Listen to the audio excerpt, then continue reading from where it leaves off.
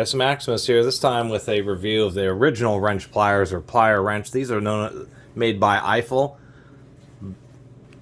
back sometime 50s, 60s, and pretty early on.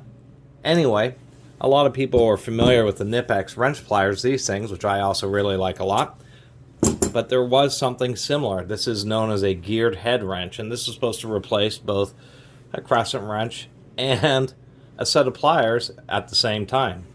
Apparently the owner and proprietor of the Eifel flash really was pretty harsh with their vendors, and it kind of led to the demise of this company, even though they were pretty well made. Ground sides after they were riveted, so really nice finish.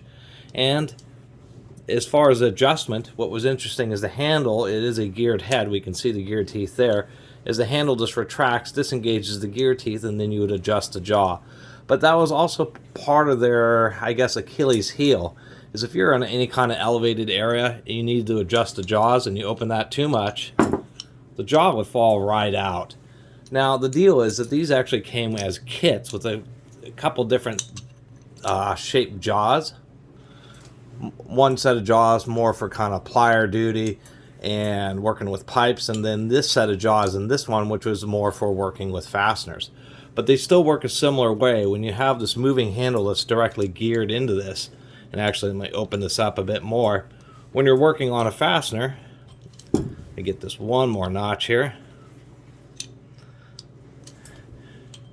you have the advantage where if you're pressing on it with the moving handle, the harder you press, the tighter it moves the jaw in. So it does the very same thing that the Knipex do, which is just being able to press on one handle and have it grip.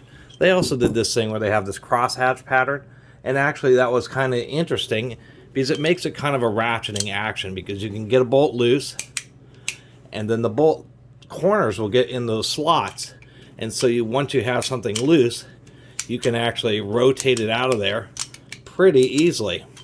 And then to really make it more like a plier, they actually had this set of cutters that were integrated. As you can see, this one's notched because somebody cut something too hard. But they had an integrated set of cutters, which is something the Knipex don't. I also like the fact that these are straight on. So there are certain situations where for you to access a fastener, you're going to grab the fastener and then you can only turn this way. And it's probably the only real issue that I've had with these Knipexes is in certain situations where you can only reach straight on. These aren't going to work with their angled head. They work so well in so many other situations. And I really like that they actually have thinner jaws with pretty high access. But it would be nice if they had Knipex made a style that did have a straight on jaw. And that's actually what kind of attracted me to this plier wrench, was in those specific instances where you need to reach something, once again, straight on. Which means it's in certain situations working with fasteners that's important, but also with pliers. Many times with pliers, you just want pliers to be straight in line. And of course, this does have a little bit of an issue where this leg sticks out. So anyway, not a whole lot else to say. This is a mid-sized pair, 8.5 inch. Of course, they did have smaller and larger sets, just like Knipex does. And of course, given the handle size, it has a very, robust or wide capacity. And just wanted to do a little video about the original plier wrench pliers, which was, these existed well before Knipex ever thought of making their wrench pliers. So I can't help to think that this company and this tool helped influence Knipex's design. Now, one thing I will say about the Knipexes, which I've noticed on larger fasteners, is it ratchets pretty good, but if you're at the maximum capacity, usually the bolts corners are a little too big for you to actually ratchet around. Actually, in this case, it works okay. But, and I could easily put little notches, but it might be nice to actually have a couple little notches, just so when you are using the original Knipex, or not the original, but the more modern Knipex ones, that's a little easier to use them in a ratcheting fashion.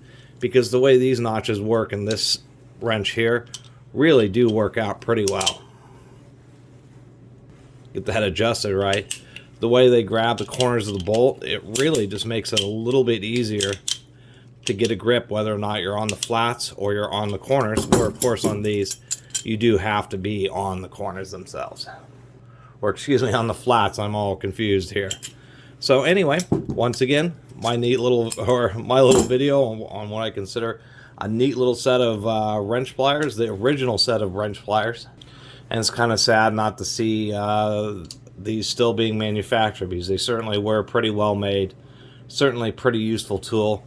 But just, I think the biggest issue is the way the jaw gets lost. There's probably mountains of these things over the years that have been tossed out simply because of that fact, the fact that the jaws aren't retained. But a super useful tool coming out of Chicago. And just think it's neat when I researched these. You know, initially, and for a long time, I actually thought Knipex was the original inventor of, you know, a type of pliers that are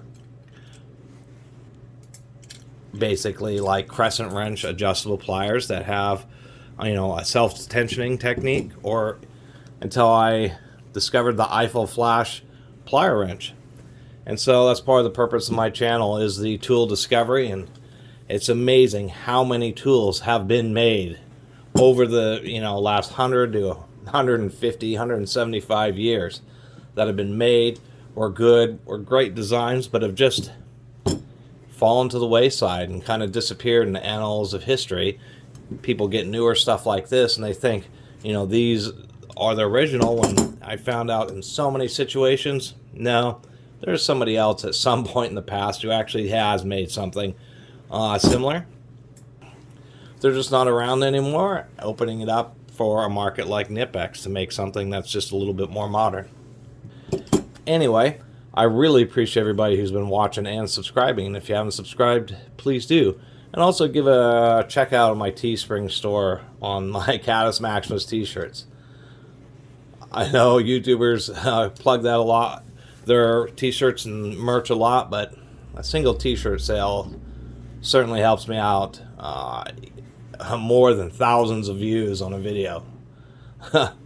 Anyway, if you haven't subscribed, please do. Until next time, Catus Maximus out.